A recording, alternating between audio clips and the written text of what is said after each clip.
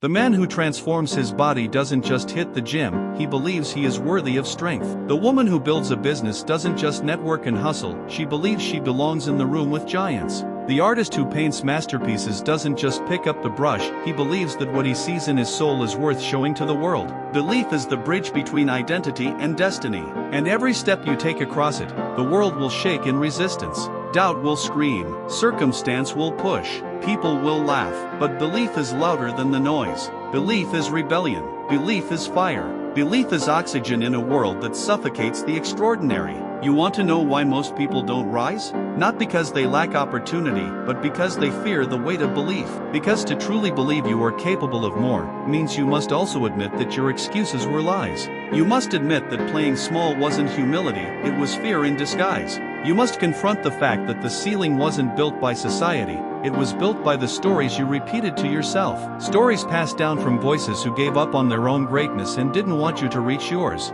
You can't do that. No one from here makes it. Be realistic. Settle down. That's not wisdom. That's surrender dressed in advice. And if you want to rise, if you want to burn with the kind of belief that builds legacies, you must choose a new story. A story where fear is not your guide, where failure is not your identity, where the unknown is not your enemy, but your proving ground. Because belief doesn't just change what you do, it changes who you are.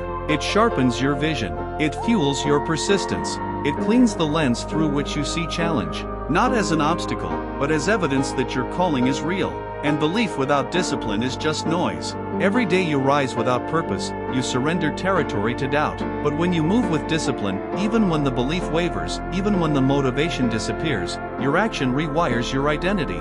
You become the kind of person who follows through. The kind of person who leads themselves first. The kind of person who doesn't wait for belief to feel good, because they understand belief is not emotion, it is execution. Thomas Edison didn't feel good on failure number 9775. Harriet Tubman didn't feel safe guiding people to freedom through night and terror. Martin Luther King Jr. didn't feel peace every time he stepped onto a stage where bullets and hatred followed. But they believed. They believed in a world that didn't exist yet. They believed in themselves, even when others declared them foolish, delusional, dangerous. And now, we remember their names not because they were perfect, but because they refused to let fear define their future. So the question is not, what can you achieve? The question is, what are you willing to believe about who you are becoming? Because your mind is listening. Every day, in every choice, in every word, in every breath, it is building you or breaking you. And the limits you feel? They're not steel walls. They're smoke, thin,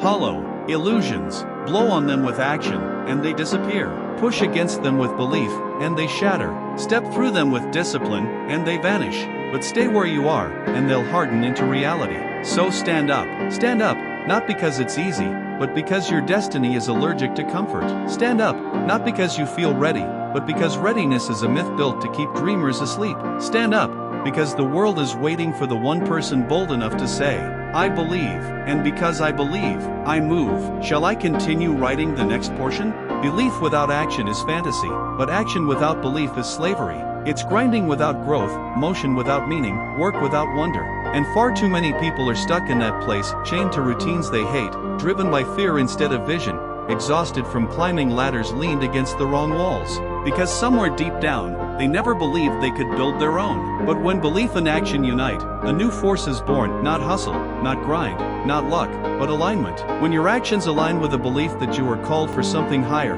that you were designed to do something that matters, that your story was written to inspire, impact, and ignite, that is when the world starts to shift. And it won't happen overnight. No revolution ever does. But the moment you believe differently, you live differently, you walk differently, you speak with conviction, not compliance, you show up with clarity, not confusion. You begin to say no to distraction. No to self-sabotage. No to the voice in your head that says, who do you think you are? Because now, you know the answer. You are the builder, the breaker of chains, the one who stops the generational curse, the one who wakes up early not just to hustle, but to heal.